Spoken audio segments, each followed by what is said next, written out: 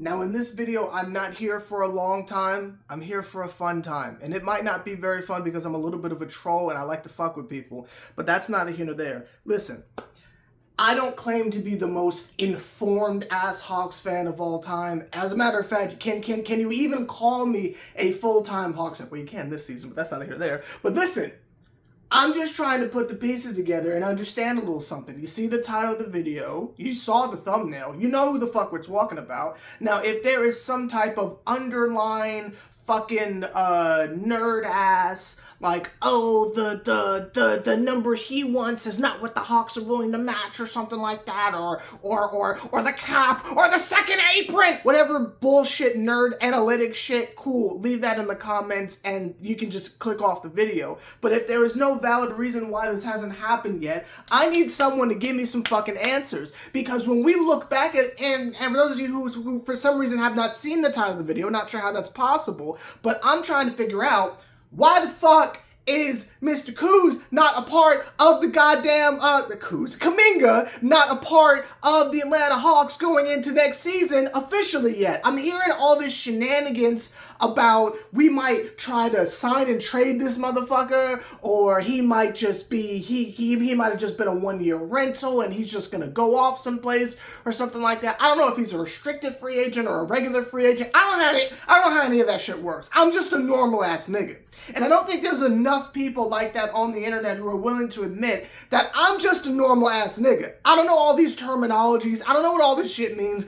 I'm just trying to get my 2K shit right. I'm just trying to get all the updates under wraps so I can start season mode and start getting revenge on niggas. I'm just trying to get my lineups right.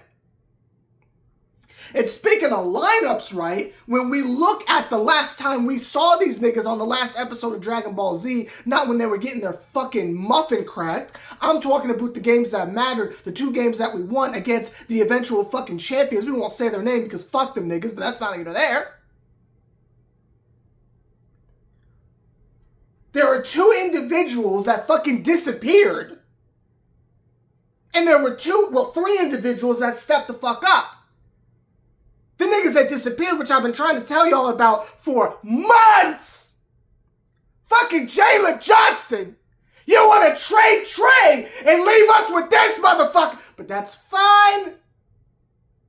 Regular season riser, playoffs disappear. You want Bulky James Harden with the funny hair. Go right the fuck on ahead. Ain't shit we can do about it, but that's not even there. Disappeared. Nowhere to be found.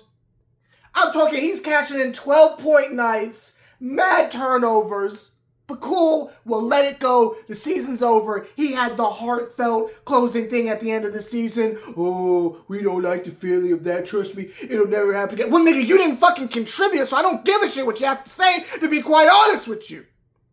Jalen Stan sucked my dick, I'm sorry. I never liked the motherfucker, but that's nothing to there.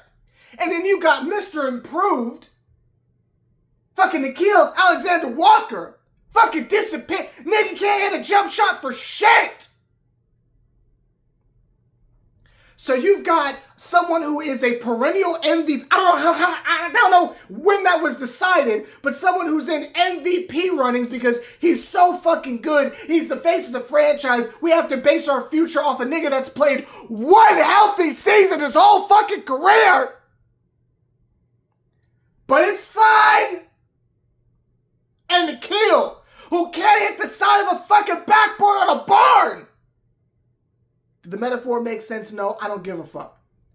So you got the 2 Mikal Bridges ass niggas, the disappearing men, and then you have the 3 niggas that actually stepped up when it matters. And again, I'm talking about the games that we actually won. The 2 games that we won in the series. I don't give a shit about the ones we lost. I'm talking about the ones that matters. That's a sample size that I give a fuck about. We were carried by CJ McCollum, who again, I'm not the biggest fan of, but I would be a fool to sit here and slander that man after the carry job that he did. Being in the state of career he is, and all the various, I remember there was a fucking postseason run he had with the Trailblazers where like he broke his ribs or his back or some shit like that, and he still went out there and cooked. So this is not new that CJ McCollum is able to literally carry franchises. So shout out to that man. Do I think he's the star? Fuck no. Do I think he's the answer? Fuck no. Do I think he should be on the team after this season? Fuck no, unless he wants to be an assistant coach or something like that. But in the short term, I will not deny the fact that nigga's a demon and he was fucking cooking and he carried us to both of those wins over the eventual fucking champions. So shout out to him. He showed up. He showed out. He did what the fuck he was supposed to do. Now, again, I'm talking about the games that we won. We are ignoring the ones that we lost. Onyeka Okongwu, as much slander as this nigga gets for some reason, I happen to think he did a pretty fucking good job. The fact that he has developed a three-point shot that seems to be more consistent in the postseason than Mr. Improved. The defense was on point like a pencil.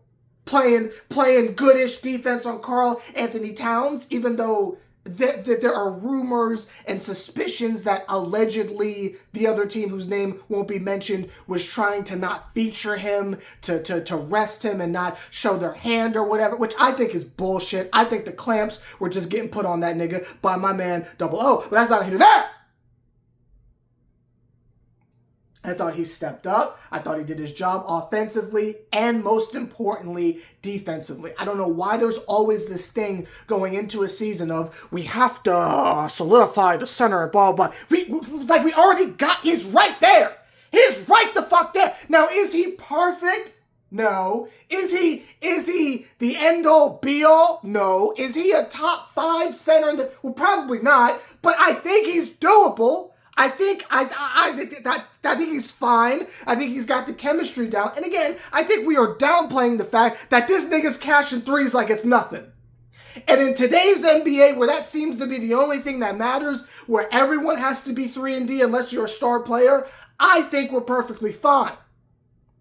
And then the third person that stepped up is Mr. Jonathan, Mr. Kuminga, Mr. Man of the Hour, Mr. Video Topic.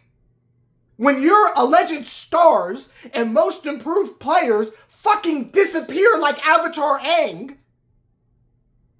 you need niggas to step up. Now, what do you do when that happens?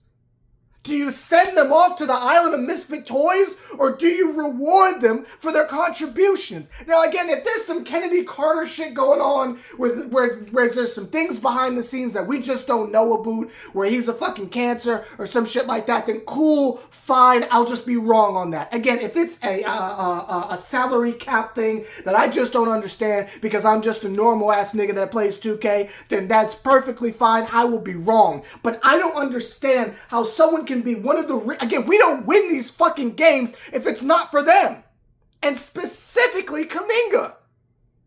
We won those games by like 2 points or like 3 points. If he's not down there playing the fucking bully ball, battling for the 50-50 balls, doing all the hustle shit. If he's not cashing the threes, if he's not taking people off the fucking hezzy pull-up and all that bullshit, and I'm not talking like the hezzy pull, I'm talking about the jab step, Carmelo Anthony, but maybe that's not hezzy, but it sounded cool coming out, so I said it anyway, but that's not here or there. I didn't want people to doubt my basketball intellect, but that's not here or there.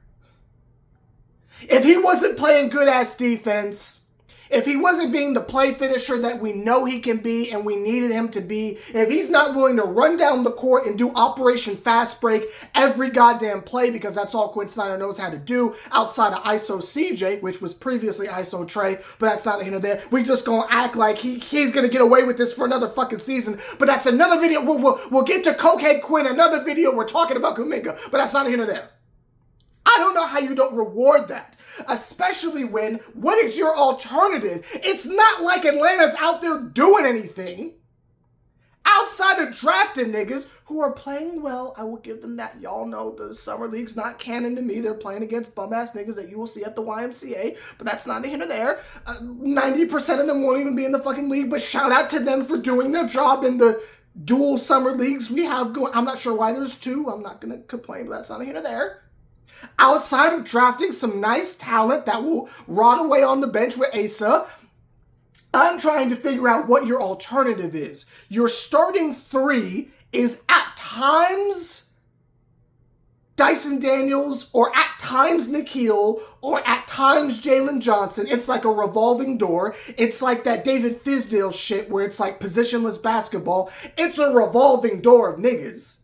So out of those 3 people in your starting lineup that play musical chairs with where it is they're going to start, I swear the only thing that's solid is CJ at point and Onyeka Okongwu at center. Everything else is just fucking musical chairs, but that's not even there.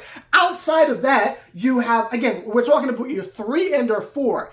Outside of that, when you're coming off the bench, you got Kuminga and then what? Fucking Ricochet? And that nigga's so buns, he wasn't allowed to play in the playoffs. I'm going to say that again for the slow niggas in the back, and shout out to slow niggas, I'm one of you. He wasn't allowed to play in the playoffs.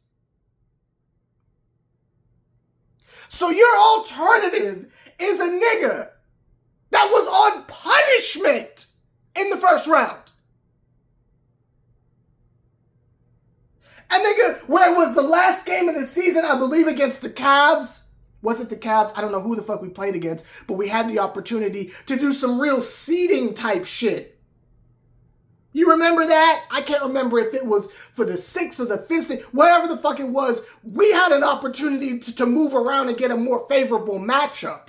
But these niggas said, fuck it, we don't care. And they let Ricochet run the fucking show, and you saw what the fuck happened.